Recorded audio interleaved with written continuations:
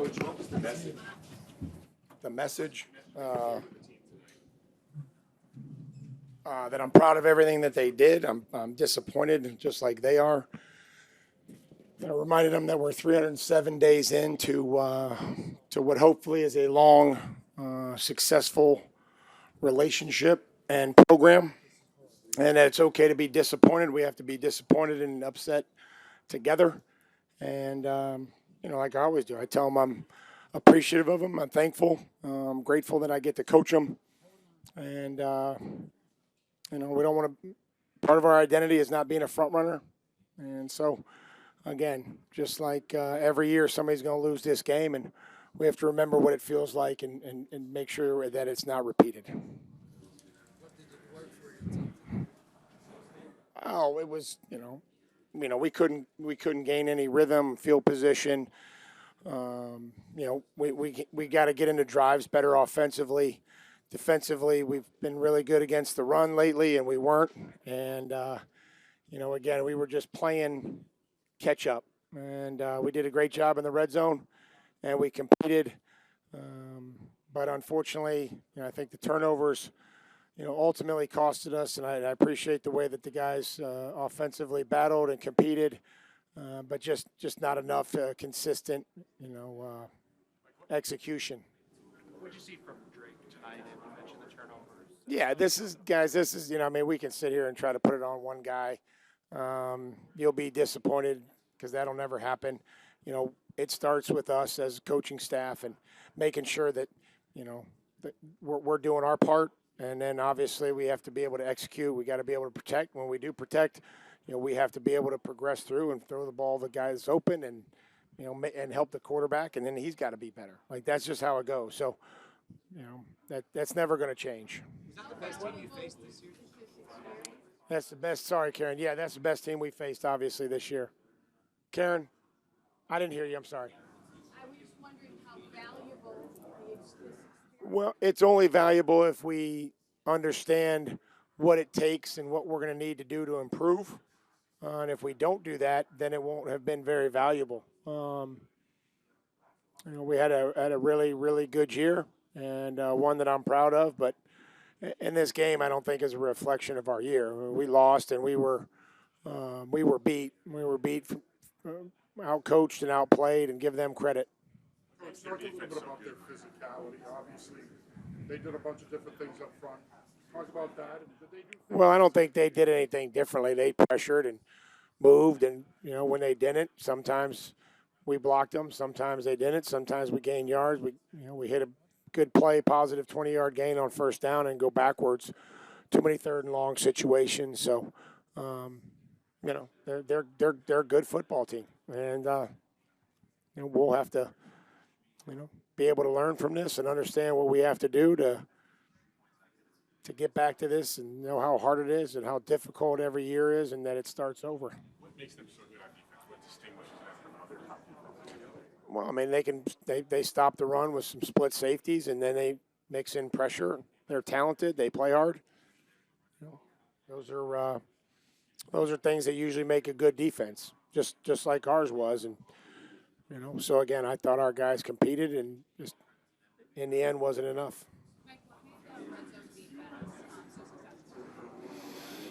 I think we started to gain some confidence throughout the playoffs. So I think that we have to remember that we have to remember the things that we're doing to stay consistent and be able to replicate it, and then also draw on this as a positive. The way that we played the red zone during the postseason is much different and much different reflection of how we played in the regular season.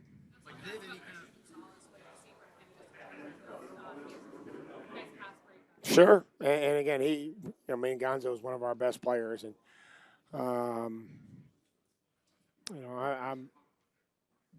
we expect those things. He expects those. He expects more than we expect. He does, and I'm happy that again he cares deeply about this team. He does, and he's very talented, and we're lucky to have him. Do you have any defensive wrinkles or schematic things that showed up on film? I mean, I think for the most part, it was kind of what we had seen on film. They're really good at what they do. Um, when they mix in, it's not a high pressure team, and so when they mix in pressure, um, you have to be ready for it. When they sprinkle the man in, you have to be ready for it. And again, we just have to be all all dialed in and be ready to go if we get a look that we haven't seen, which sometimes happens, just like it happened to them at times offensively. That we have somewhere to go with football. Mike, what do you account for that not being able to find the rhythm, especially early for the offense? Yeah, I mean, again, it's we just have to not let mistakes pile up. We can't let one bad play turn into two bad plays, and being able to settle down and be better early on in drives. And that just wasn't the case. It was just kind of we'd make a play here and stall, and we'd have a good run and stall, and so again, just the competitive stamina, the competitive. The physical stamina and the mental stamina that's required in these types of games. Mike, how did you feel your offensive line played tonight? Nobody played good enough for us to win. You have a follow-up? Was there something that caused the major issues in protection and success? Again, sacks are that's a team number. Whether we block them every time or the quarterback's responsible or whether there's somewhere to go with football. So, without having a look, I know that the sack numbers, and we went through this. There were times where there's throughout the season that there was sacks, that it was on the, somebody got beat. There was times where it was on, the quarterback, and there was times where it was on the guys that we were throwing to. So I'm sure that one of those three things led to the 6 sacks that we had. Unbelievably rewarding. I can't tell these players enough how proud I am of them. And again, we're disappointed, not discouraged. Go ahead. Over the last couple of years, some great teams have made it to the Super Bowl with talented quarterbacks, let's say such as the Bengals, and then they haven't been able to come back. What can you do to not be just like a one-time wonder, let's say, about the Pats and come back again? Same thing we did this year, just do it a little bit different, do it a little better. Every year is a new year, and continue to try to improve the roster, continue to improve what we do, continue to improve how we do it, continue to believe in people, continue to get the right people in the building, and start over and know how hard it is each and every year. How long will you think about kind of what went wrong in the game versus try to put it behind you and move on? I'm sure I'll think about it longer than I would have if we had won, but I'm going to try to, I told the players there's a lot of people that made a lot of sacrifices for us to be here. And every year, unfortunately, somebody loses this game, and we can't take it out on the people that love us the most. And I try to tell them they got to find a place to get with those people tonight and thank them and hug them, because they'll be the ones that are there when you lose to the Steelers and you lose to the Bills and you lose to the Raiders and you lose the Super Bowl. They're gonna be the ones that love you no matter what. And I think we have a bunch of great guys, and I'm sure this will bother them for a while, and then we'll have to get back to work. You've got one catch until the final minutes. Were they doing something to take him away from you, or was that more? Again, none of us coached or played well enough, and we have to continue to find everybody and find them when they're open, be able to create, be balanced, run the football, and some days that ball finds you, some days it doesn't. Unfortunately, it wasn't the case. Coach, what can your young players take away from a game like tonight? I think just how hard it is. I mean, it doesn't happen every year. That's the thing I'm going to try to impress upon them. And those guys competed, and they're not rookies anymore. But just how the longer you play, the harder it gets to execute, and to when you're going against good football teams that are talented and well coached. What do you think you got the halftime with Josh and getting the offense going in the second half? What was the initial thought? Well, I mean, just recognize the things that were happening and where mistakes were being made and how we need to not have negative yardage plays and be able to, uh, not put ourselves behind the chains and stay positive. And, you saw how we started. We started fairly positive, and then again, we stalled. And that's unfortunate, because I thought we did get off to a good start in the second half. Just the drive stalled after we had some positive plays. Like, what makes their defense different or special? Again, they're well coached and they're talented and they play hard. Thought they battled. I thought they played well in the red zone. We didn't do very well against the run game. We didn't create any turnovers and, missed some sacks, missed some tackles. So, not well enough for us to win, just like everybody else, and whether that's coaching or playing. But they competed, and we needed to find a turnover somewhere in there with the way that the game was going.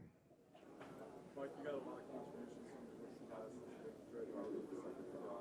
What kind of foundation do you lay how many tables? Hopefully good. I mean, again, that can only, we have to continue to improve, and I appreciate all those guys. They're young, they're energetic, they're talented, they want to do well, and we got to coach them, and we got to continue to develop them. Mike, how much have you been impressed with Mac Hollins throughout the year and today for him? Well, Mac has a passion and an energy and a spirit to him that I appreciate, and this team means a lot to him. He cares deeply about the team, and that in turn, I care deeply about him. In those moments, what is the best you can say to the The only thing I can say is that, we have to be disappointed, we have to be upset, but we have to be those things together. It can't be divided. We can't be front runners, can't be a good teammate, and you can't care about the team and do the right things when you win. Sometimes in this game of professional football, you lose, and you still have to be able to do those things, and hopefully they will. Two final questions, guys. I'm sorry. This type of score shapes the team. Again, if we use it, if we can build on it, then we can use this experience as a positive eventually, and understand what you have to do in big games to to be able to win and put yourself in a position to win. Like, Reed is Last over question. there. Reed is over there pretty choked up. How difficult is it to just have to see your players go through the emotions? We spend a lot of time together, and I'm sure he's over there talking about all the things that he has to do to improve and what he could have done better. And those are the types of guys that we have. I care deeply about them, and I'm confident that they'll be back and they'll do everything that they can to help this team and improve. And I mean, we won a lot of football games with the guys that we have, and Drake's a big reason why we're here. So I can't wait to get back and coach him again. I'm sure they're going to want a break from me, but the show goes on. We got to get back to work.